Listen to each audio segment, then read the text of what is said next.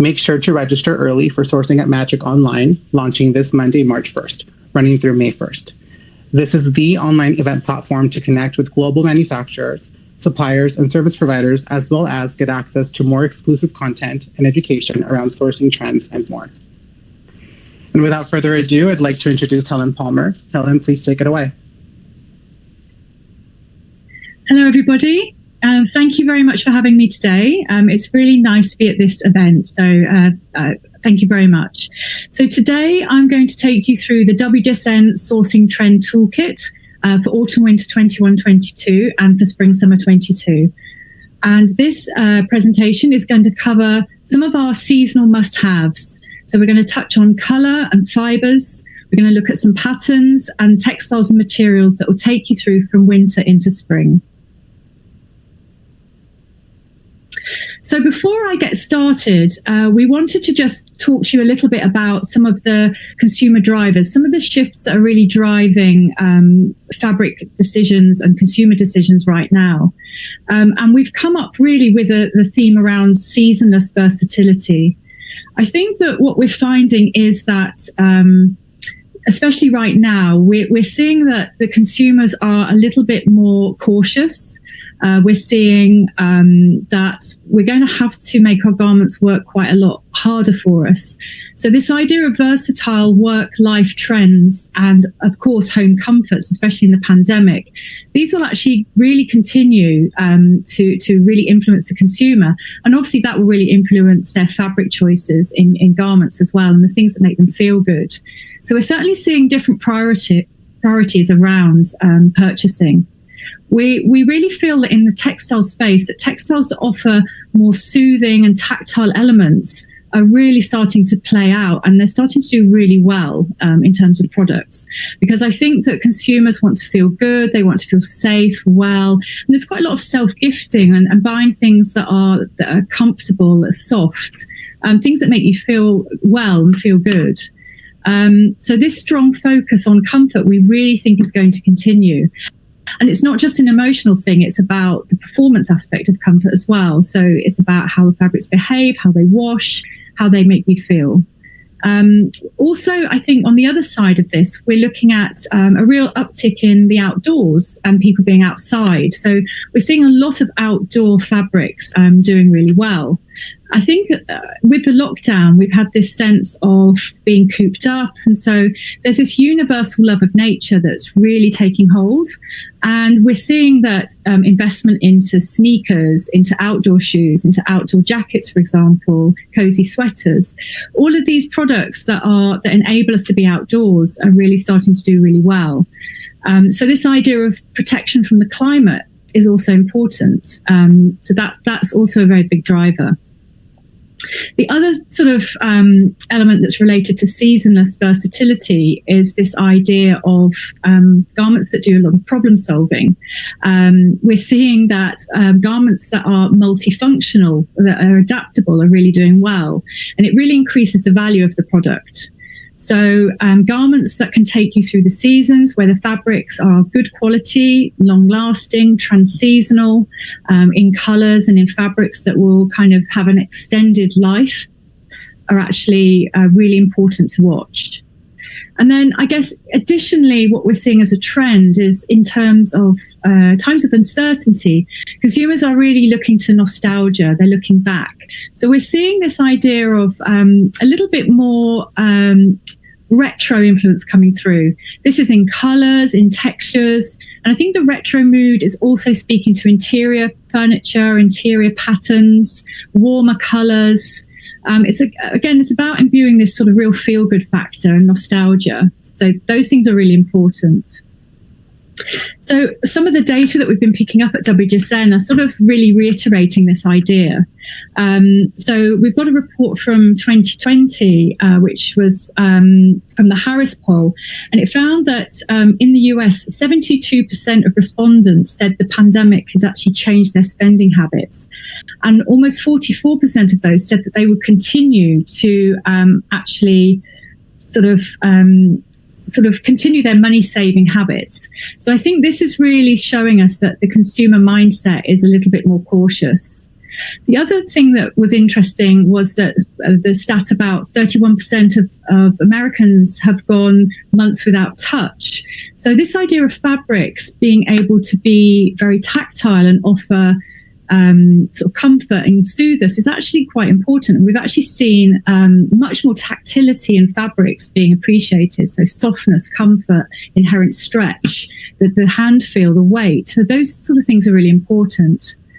The other thing that we're seeing is the importance of craft, and hashtag upcycling has become really key on the internet. We're seeing that home crafting has actually made people really think about customization. They've got back into crafting. And so we really think this is going to be influence on fabrics as well, and a more crafted look coming through. And then also just another stat around fibers. So recycled polyester, this is such a key fiber in the sportswear space, and there's a lot of innovation going on around sustainability here. So we're seeing that the idea of needing your performance fabrics and your sneakers, that also needs to go hand in hand with being more sustainable. So I think these are sort of some of the drivers that we're seeing at WGSN and the stats that we're picking up around the consumer, the industry, and different behaviors.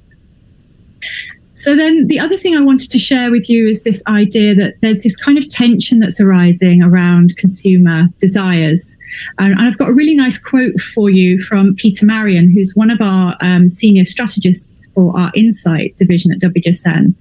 And just to quote her, she said, "There's an aesthetic tension that's arising that's being driven by a key consumer desire, which is the desire for safety and psychological comfort. On the one hand, it's emerging through products that evoke a sense of care and love through tactility and visible craft elements. So that emotional element is really coming through. But on the other hand, it is appearing in a desire for the armor that protects us through a lens of a certain economic landscape in technical fabrics and working from homeware. This is really, again, coming through. So this more performance element. It's still comfortable, but it's offering us a more streamlined and a sharper silhouette. So this trend narrative about seasonless is really important. And we just feel that as we move into 2022, there will still be this awareness of the fragility of the future, and it is going to make customers a bit more cautious about spending. So therefore, materials will need to work quite hard. They need to be adaptive. There needs to be a very centralized focus on sustainability. As consumers, we really do feel we'll be looking for longer term purchases. So this is going to be very, very important. I think the idea around sustainability is really gaining a resonance as well as the transparency of fabrics, ethical sourcing, sustainable sourcing. So this storytelling around fabrics being more ecologically sound is really growing. It's going to be very important.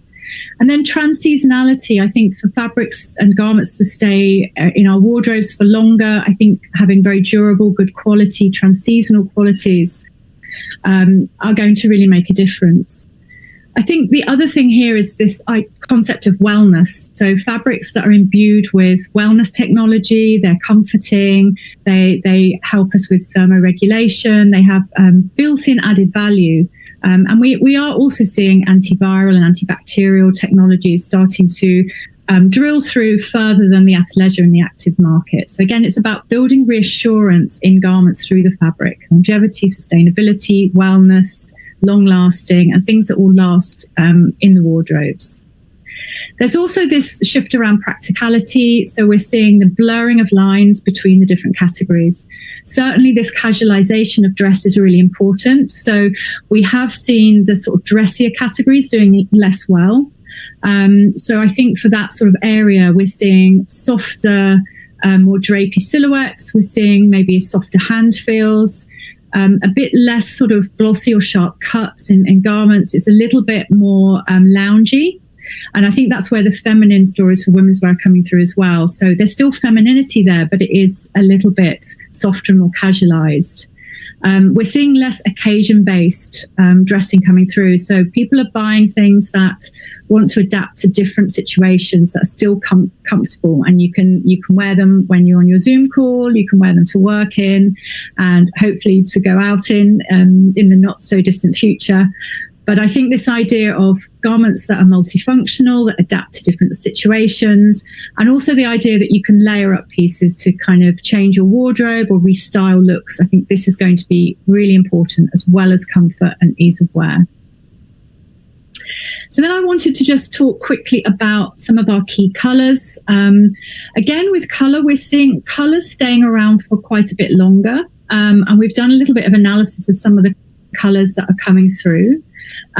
We really feel that developing core colour palettes is going to be really important, because we are feeling that colour is hanging around a bit longer.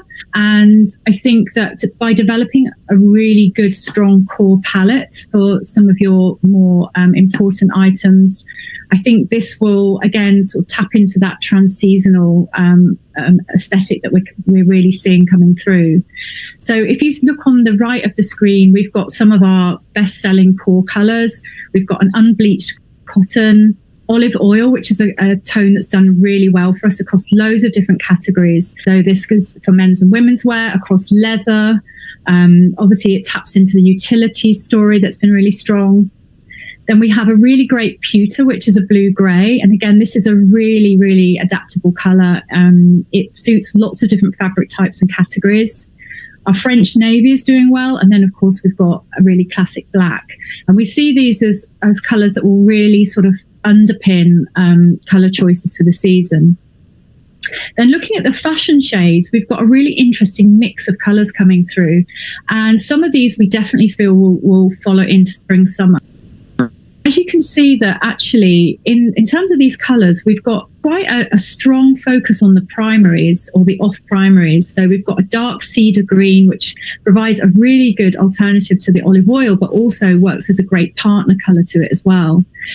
That really works with the dark oak shade, which is a fantastic, really great brown. And again, it's great for leather, for outerwear, for evening wear, for knits. We've found this to be a really versatile colour, and that again works back to a lot of natural shades. The satin brass, which is a lovely ochre shade, again that sort of is a great autumnal colour, but we are seeing that coming through into spring as well. So the red, the lapis, the cedar and the brass, they are really popular colours for us. In the greens, the jade is really important, and we are developing lots of tones off of this shade. So again, we see this coming through in jewellery and accessories, in leather. It's great for fabrics. Again, can be utilitarian or can be a little bit more luxurious. We've got the pink clay, which is almost doing the job of a neutral as well as a pastel. And this sits really well with the butter shade, again, which is a lovely creamy yellow, which we think is really commercial. But it can do the job as a neutral when it's against some of the darker shades. Then we have the sweet coral, which is our fashion pink. And again, it's quite a reddish pink. It sits really well with clay and the red in the warmer tones. And it's a great accent colour. So these are some of our core colours and how we see the core and the fashion colours sort of driving newness, but they're also quite reassuring shades. So I think these are quite good ones to back for these seasons. So now I want to take you through some of our big ideas around the fabric directions for the season. So it's no surprise that our first big idea we've called domestic plush, and really comfort remains such a key driver for us. This is from the autumn-winter season, but also we're definitely seeing this transitioning in spring-summer as well in much lighter weights. So again, we have a concept at WGSN called the Home Hub, and really we forecasted this for this season, but obviously since the pandemic, we've seen this really come into its own, where the home has absolutely become a hub for everything we do, from workouts to being online in the office, socializing. So I think this sort of warm, homely, cozier fabric direction has really started to become massive and even more than normal. This trend is really about tactility and softness. So it's very much about the hand feel. So we're looking at brushed and fleecy looks. We're looking at these really soft textures. And then more sort of dense pile like borgs and plush coming in as well. And even for sort of more formal fabrics, we're seeing this more napped, sort of brushed and softened surfaces coming through. This is great for all different fabric categories. So this can tap into sleepwear, it can tap into to daywear, to athleisure, for more for softer touches for formal wear and outerwear. It's great for accessories as well. So this is really about head to toe softness. In terms of adding value here with the fabrics, I think, again, thinking about comfort and wellness qualities, softness and easy care, I think that's really important here. So in terms of the key fibres, I think a more natural look is quite key for winter. So we're looking at the certified wools, soft cottons, also elements of tencel for drape and softness. And then obviously in the synthetics, we're looking at much warmer handles, peachy touches, but again, looking at the recycled fibres here to make them more sustainable. And again, this is a great layering story from innerwear and sort of lighter weights all the way through to mid gauges and for knitwear, and then your sort of cozier outerwear. So in terms of material choices here, we're looking at duvet-inspired sort of textiles. This idea of felted and gently milled, brushed flannels. This is great for menswear as well as women's. The importance of fleece and this idea of borg and polar fleeces. Fleece-back jerseys. So again, this idea of softness against the skin. Chunky, lofty, really super soft knitwear.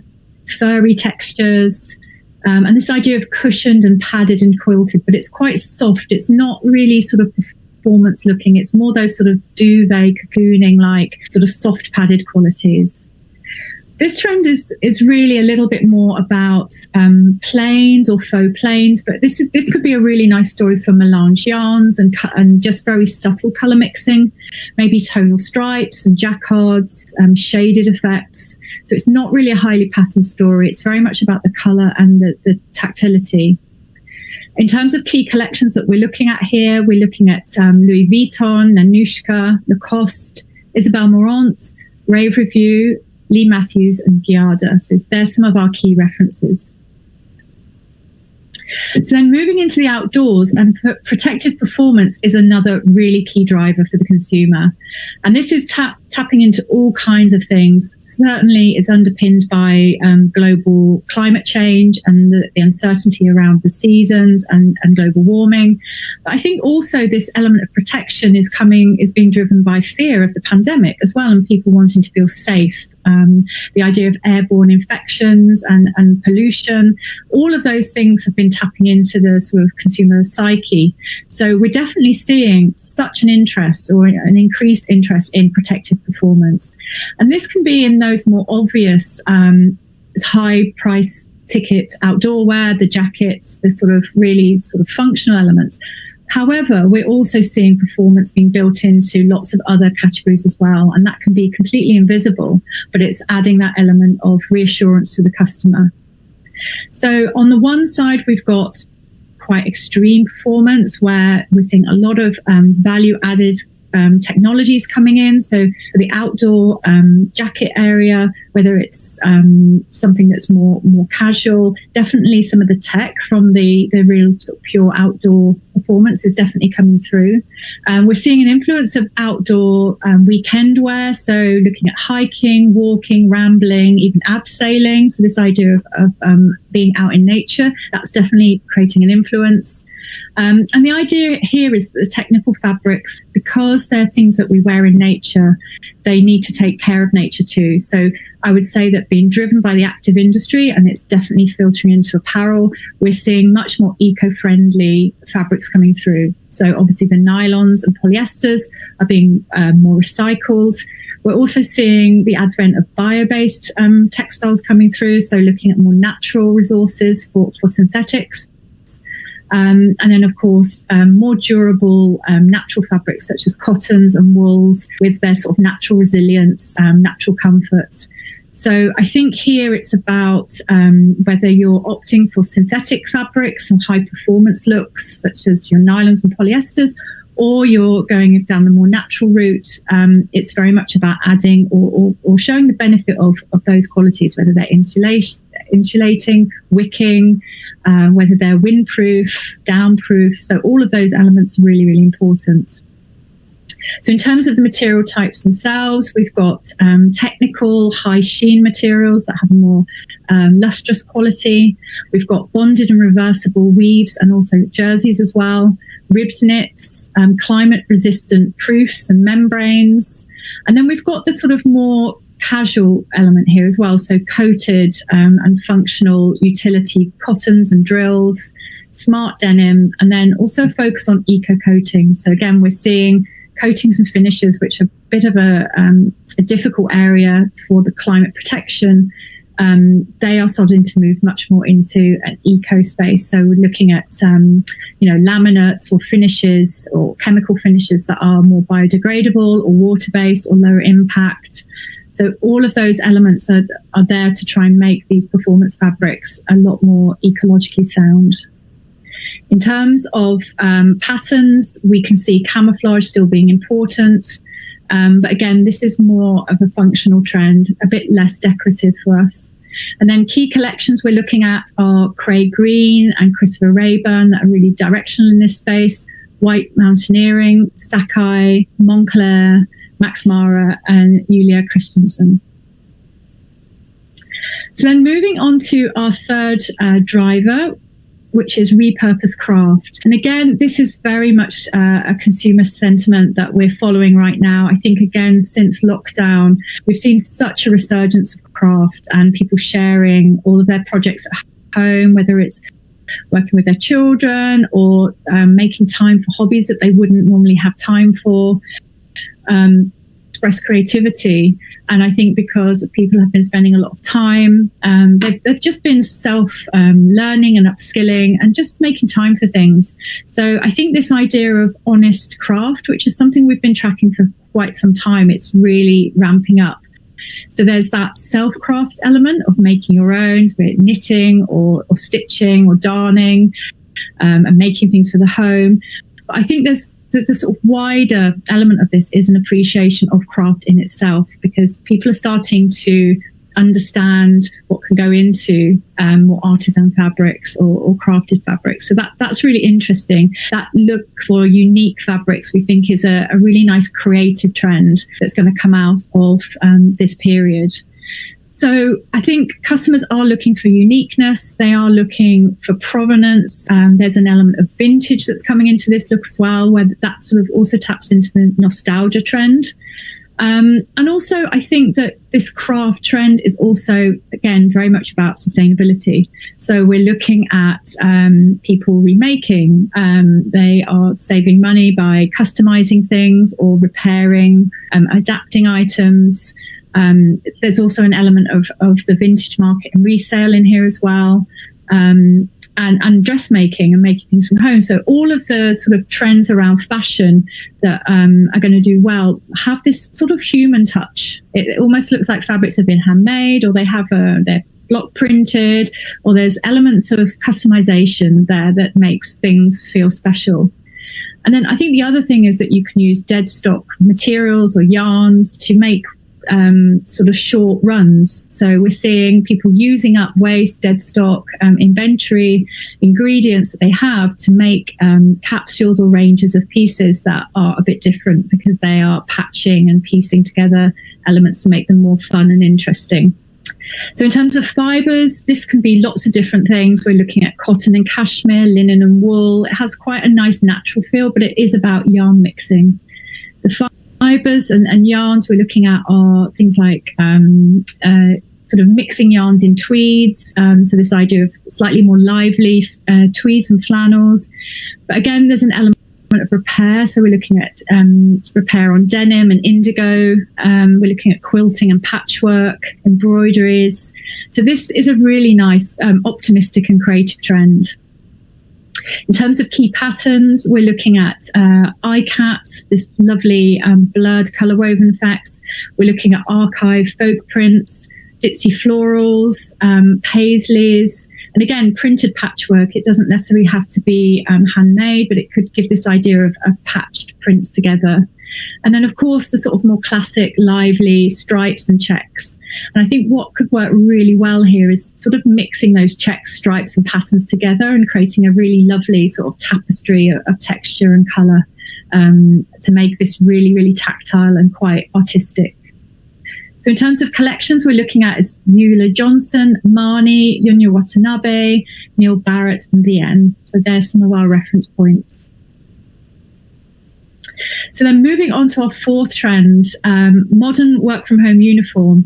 Again, this is where we see this kind of no fuss, no frills, core items or sort of simple items coming through.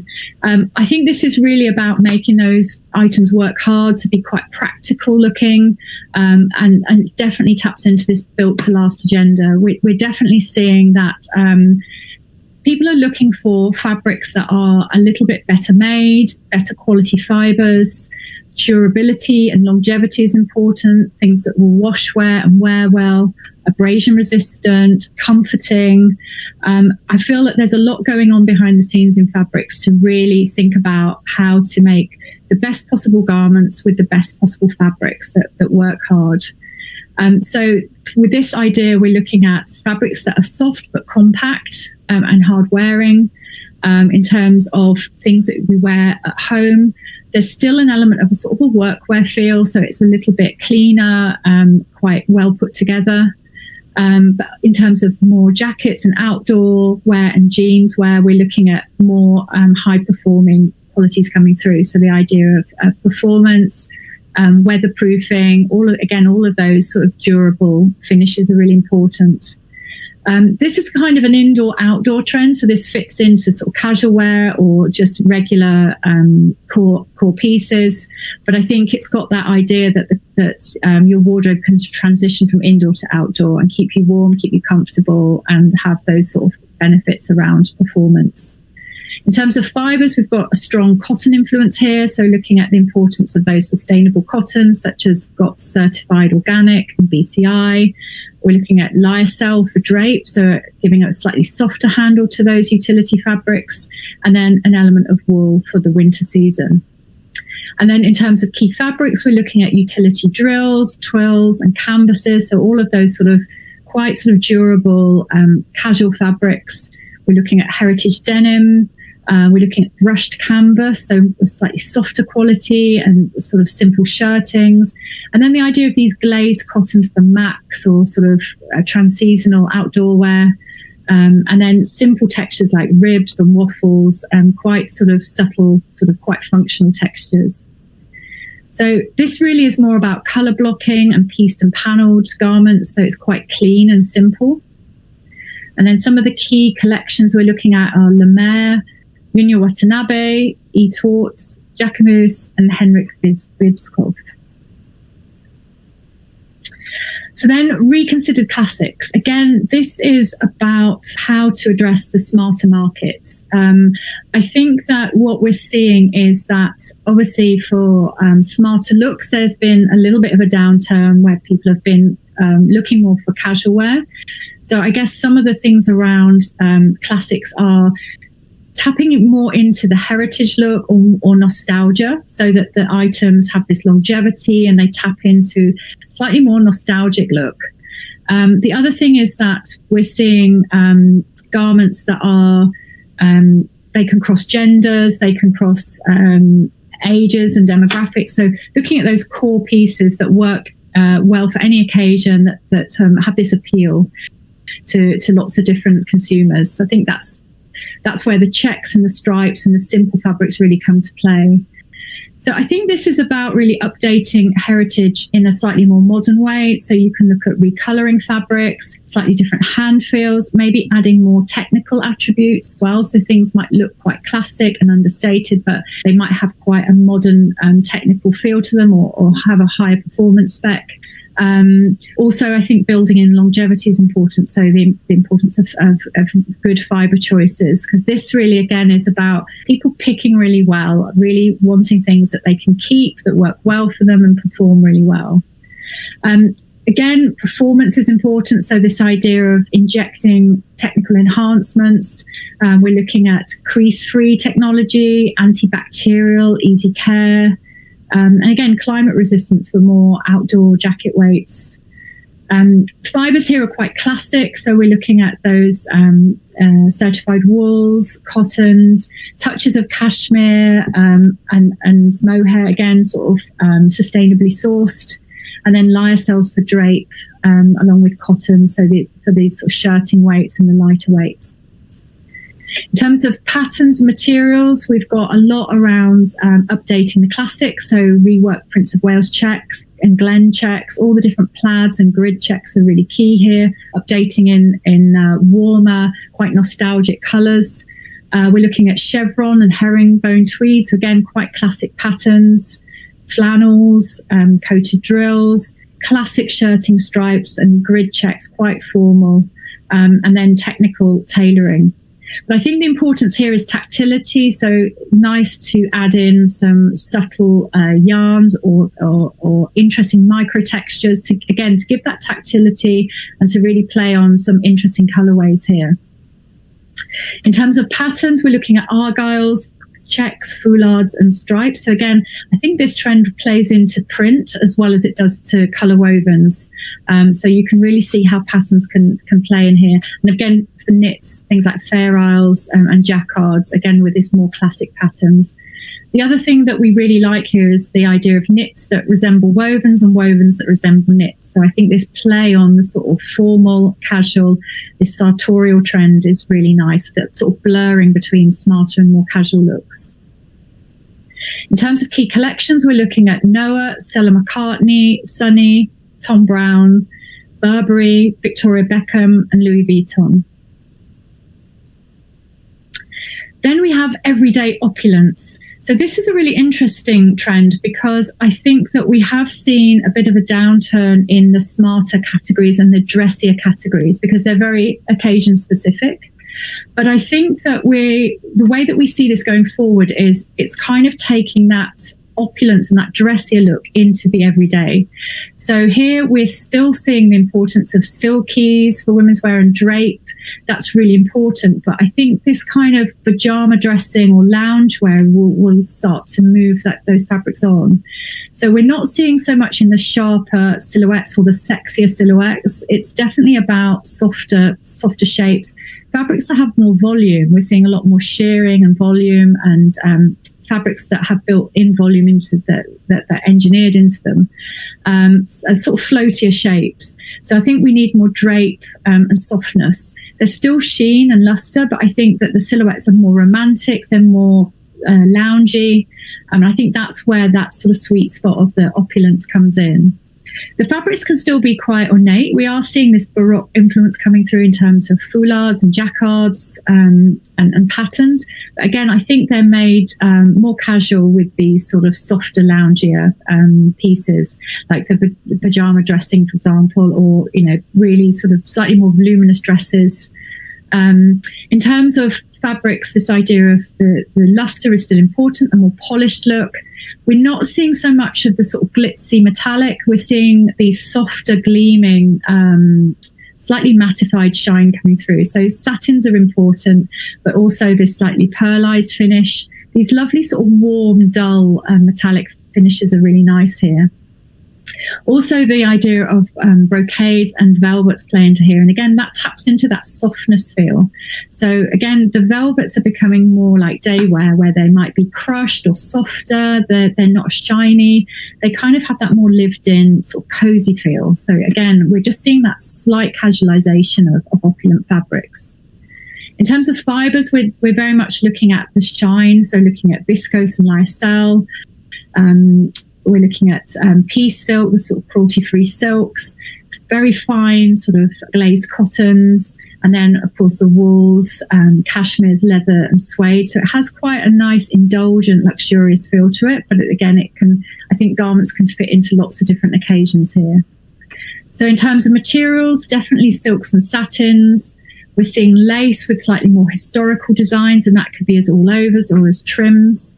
We're also seeing sheers doing really well as a trans-seasonal fabric from winter into spring, and these can be quite decorative. So we're seeing cut thread work, the fill coupés, laser cutting, embroideries, printed sheers, layered sheers. So I think the sheer fabrics can be layered up beautifully in silhouette. and in softer garments. We're also seeing tweeds becoming a little bit more opulent, but again, quite cozy and soft, a bit less dressy, along with the plush, velour, corduroys, brush textures like moleskins, suedettes, all about tactility. In terms of patterns, we are very much inspired by vintage style blooms. Again, I think there is an interior influence here. So looking at chintz, wallpapers, that sort of softer indulgence, the sort of Baroque feeling coming through with almost a decadent, a faded sort of interior feel. We're also looking at historical influence on needlework and embroidery. And then motifs in brocades and jacquards. So it has a really nice, soft, decorative feel to it. In terms of collections that we've been inspired by, we're looking at Erdem, Bauman, Roxander, Christopher John Rogers, MSGM, and Rochas. So how do these big ideas sit on a spectrum ranging from perhaps the more commercial to the more conceptual? So here on the left, we can see the commercial drivers, and on the right, the conceptual. So on the left, we have really those kind of everyday fabrics coming into their own. So at the top, we've got the domestic plush story, which is, again, taking its cues from the home hub, being at home, this idea of coziness. It's about those fabrics in your wardrobe, the garments that offer you that everyday comfort. They're reassuring, they're soft, they're easy to care for, and it's really about having a hug. And I think this has universally been a really commercial driver for fabric. But below that, we've got the working from home uniform, which again is about comfort, but it has a slightly more utilitarian feel. It's about everyday basics. It's about upgrading those qualities to make them last longer and stay in people's wardrobes for longer. And this is where that sort of casual everyday trend really sits for us. It's like a sort of smart casual look that you can wear at home when you're on a call, or you can wear outside. But it's just garments that take you from indoors to outdoors. Then in the middle, we've got the Reconsidered Classics. Again, that's really playing on vintage and heritage, really updating those classic fabrics, maybe making them slightly more casualized to give them a bit more versatility, so they're not for specific occasions. So it's kind of that softened down of classics, but then updating them also with color and yarn interest.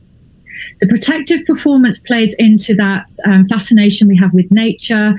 We're really looking at more protective fabrics here. That can be around protection for wellness, but also in the outdoors.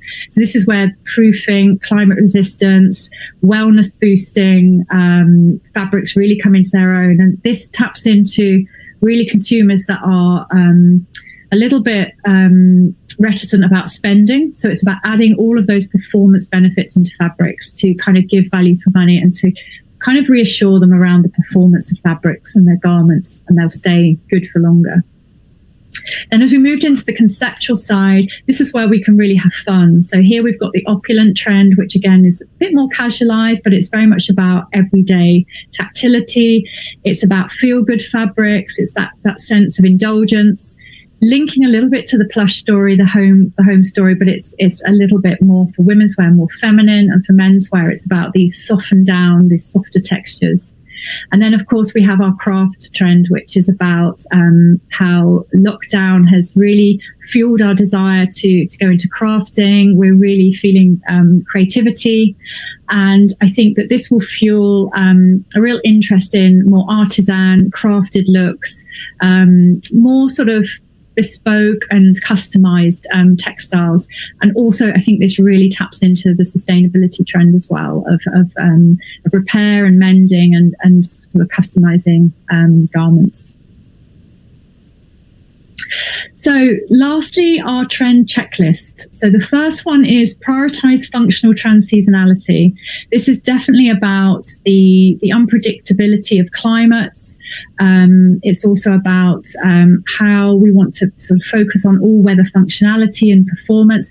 And it's about garments that can be adaptable and layerable. So I think thermoregulation, breathability, and performance is going to be really important for fabrics, so that things can be layered up to create really comfortable garments.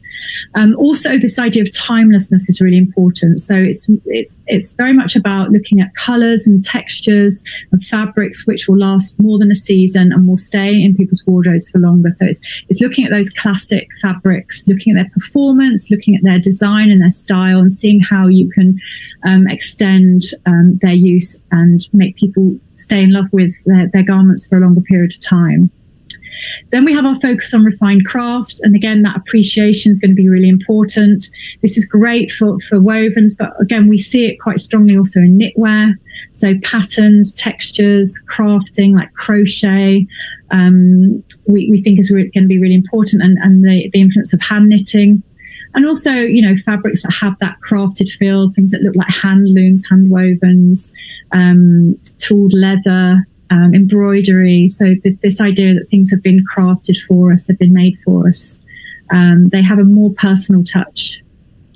Then we're looking at this idea of day to night versatility. So really the focus has been on sleepwear and loungewear and that sort of influence on evening wear. So this is bringing a finer, delicate quality to women's wear, and softness, a more casualized evening wear feel, things that are more cozy and can be layered up. And also, I think the idea of luxurious touch, I think that's kind of bringing this idea of investment value to fabrics where they feel very luxurious. I think that's really important. And then the last one, create timeless appeal with classic heritage. So I think that's about looking to see what's doing well, what's selling well, building and evolving fabric trends that have been well appreciated, but probably updating them with color, with yarn interest, and also subtle updates, especially around performance as well. So I think here fabrics can look quite classic and quite traditional, but they need to be bang up to date with technologies and performance, just to make them adaptable to our modern lifestyles. So thank you. Do we have any questions?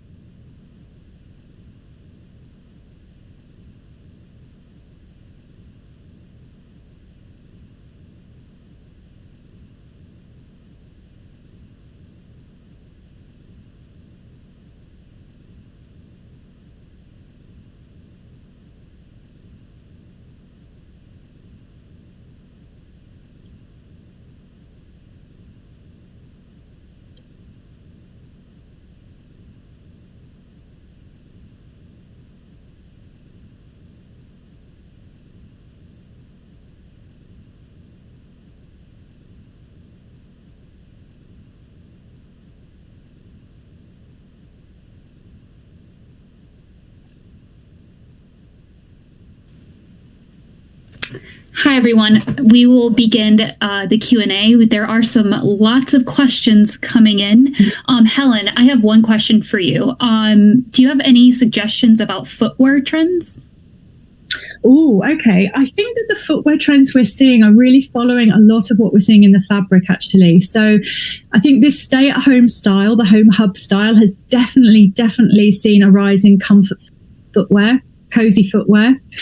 So we're seeing softer shapes. Again, I think the sort of formal wear aspect, the occasion wear aspect has really downtrended for now, I think with lockdown. So we've got lots of different things going on in footwear. One, which is the cozier, softer look. So we're seeing, sort of slipper styles. We're seeing sort of softer leathers, suedes, these kind of much sort of cozier, almost like indoor-outdoor shoes. That's been a really big trend. And I think for women's wear, this idea of self-gifting as well. So, like slipper types. So this has been, and also for socks as well, actually, that's been really important. On the other side of the coin, we've actually seen the more functional footwear coming through. We've seen a massive uptick on sneakers and sneaker styles.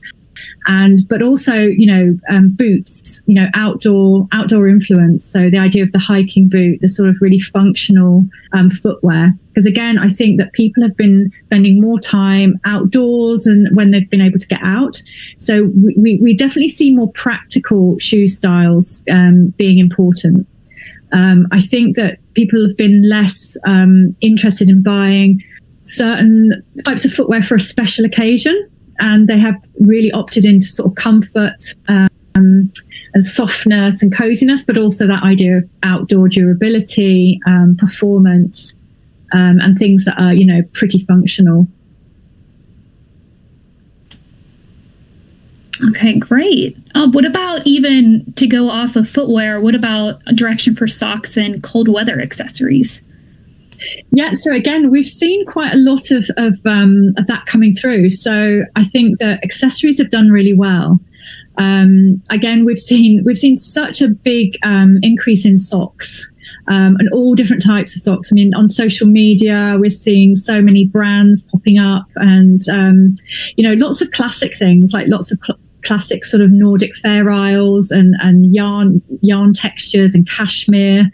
And again, even in the sort of functional side, because we've seen a lot of sock trends coming through to sort of match with those outdoor boots as well. So I think, and then tights. I think that what we've found is that people have been doing a lot of buying small purchases because they haven't had the occasion to go out and do a lot of things. So either their purchasing has been very practical, or it's been about stuff that makes them feel good when they're at home. Even things like jewelry, we've seen what we call above the keyboard dressing. So for women's wear, lots of earrings, lots of jewelry. We've seen things selling well with great collar details. So it's all about, the head and shoulder shot, lipsticks, cosmetics, all those things. It's been a really fascinating time because I think spending has changed on different things during this time. And we think that probably will continue because we are in a sort of recessionary landscape. So I think people will still want to spend money, but they might be spending them on slightly different things for now. Mm-hmm, for sure. Great point. Question, you talked about key seasonless colors, and they all seem to be a bit subdued. Is there still an opportunity for summer brights? If so, how do you suggest we incorporate these so we don't lose investment? Well, that's a good question. So I think that on the palette, on the deck that I showed you, quite a few of those colors were for our spring summer palettes. I think that what is really interesting about color is that it's moving more slowly, in the sense that colors that have been popular and sold well are hanging around for quite a lot longer. And we're seeing people iterating on those tones or maybe changing them slightly, where we're seeing, say, for example, a yellow, it might go slightly warmer for winter, but a similar tone will carry through into the spring summer season, because I think as colors go up and down, people want to, if they're selling well, people tend to want to find a similar popular shade. So that's definitely been having that slowdown. However, I do think there's opportunities for those pops and those injections of color, because I think that also has what we would have said, it's got the shop window effect, but also online, it can attract. What we're tending to do at WGSN is starting to look at pairings of colors, because people are tending to wear similar colors together. So I think we've been saying that, for example, you can pair two greens together, so you can always go shades up and sort of look at some options around that. I think that the classic brights will do really well. We're seeing the bright red and the blue, yellow and greens doing really well as accent colors for more neutrals. And I think that for spring summer, we're definitely seeing pinks being important.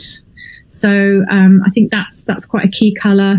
The jade is really important for us as well, and these lilac-y, fresher blues. We definitely think blue is going to be key for spring summer. So I think it's about the balance. So having some really good core colors. In fact, at WGSN, we are carrying over our palettes, some more of our colors season to season, because we felt that our customers were saying that they just didn't need to refresh big palettes every season. So we're doing a lot more analysis around the colors and carrying colors over that have been really popular into the next season, where we think they've got longer lead time. So I think we're being more strategic about our color choices to be much more sustainable, and to make sure that we're not fueling that constant newness at the expense of sustainability, and also just creating things that maybe people actually won't buy in the end. So I think, definitely there's a lot of conversation around the importance of color, that reassurance versus some newness to sort of refresh the palette.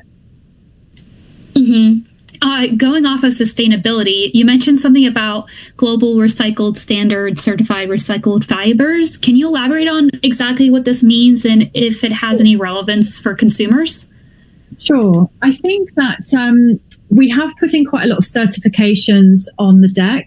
I think at WGSN, we are doing a lot of work around sustainability and about making sustainable choices.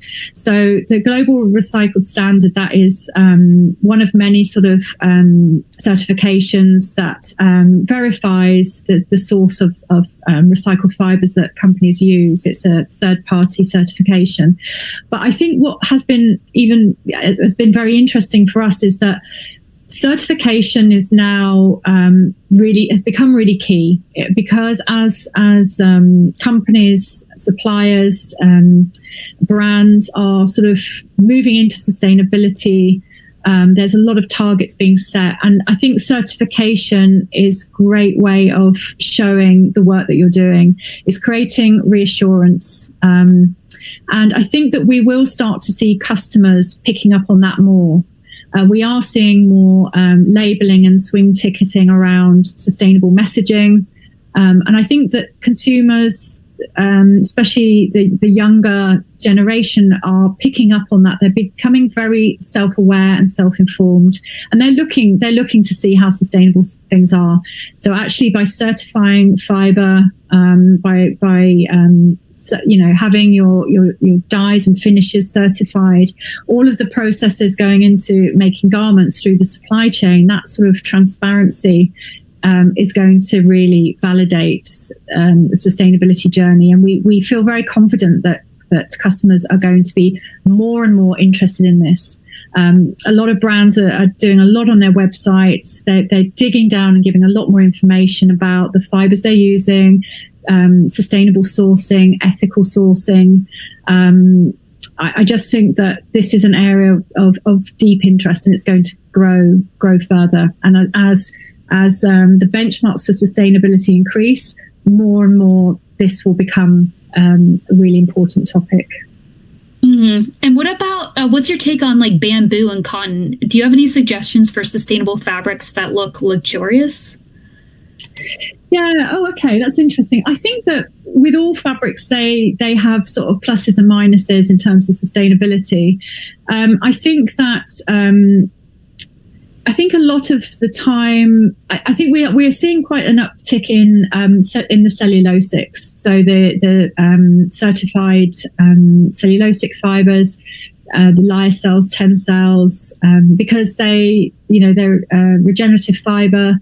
And they give a really nice drape and softness. So we're definitely seeing more of that on the market for sure, especially in women's wear.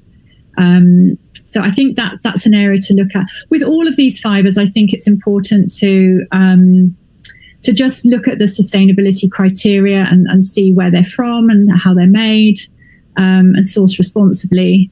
I think the sort of feel towards natural materials is growing though. So we are, as I said, we've seen cotton's definitely going into lots of different certifications. We're seeing a bit of a rise in organic, recycled and certified cotton.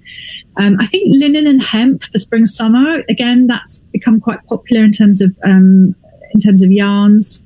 And then of course, for winter seasons, certified wools and animal hair fibers, again, just looking at the provenance of those and the traceability of the fibers that they're ethically sourced is important.